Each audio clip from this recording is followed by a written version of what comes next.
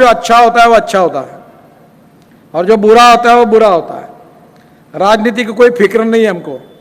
मैं तो पिछले बार भी आपके पास आया था और कहा था आपको उचित लगे तो वोट देना, नहीं तो नहीं देना, कोई फर्क नहीं पड़ता। पर वोट देंगे उसका भी काम करेंगे, नहीं देंगे उसका भी काम करेंगे, ये पक्का है। हमारे पेटी में जब मैं चुनाव तो वैसे 3.5 लाख वोटों से जीता, यहाँ पेटी में वोट नहीं पड़े ज्यादा। तो यहाँ गुलाब के हार बहुत बड़े बड़े पड़ रहे थे, फूल आ रहे थे, तो मैंने कहा चुनाव के दिन कहाँ चले गए थे। मजाक में कहा था।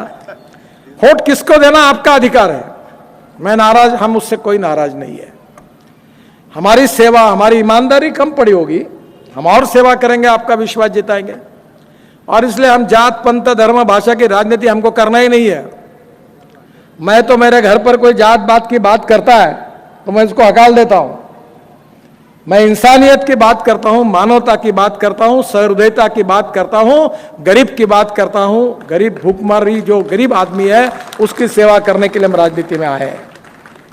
हमने कभी नहीं सोचा कि जब हमने इंस्ट्रूमेंट बांटे, अनेक मुस्लिम समाज के भी लोग आए, बौद्ध समाज के भी आए, सभी जाति के आए, और हमने ये, मैंने तो बिल्कुल तय कर दिया, मैं वैसे बोलने में बहुत साफ हूं कि जो देगा वोट देगा, नहीं देगा तो नहीं देगा। मैंने थोड़ी ठेका लिया जन्म भर आपका सांसद बनने का, और कोई नया आएगा। पर ईमानदारी से जो जब तक हूं तब तक सबके लिए काम करूंगा, जाति के आधार पर, धर्म के आधार पर भेदभाव नहीं करूंगा।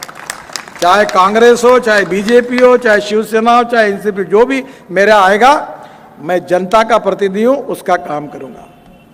और मुझे इस बात की खुशी है, जब देवेंद्र जी को हमने ये बात कही तो 1 मिनट में उन्होंने इसको स्वीकृति दी और ये इतना बड़ा निधि उन्होंने मंजूर कर दिया।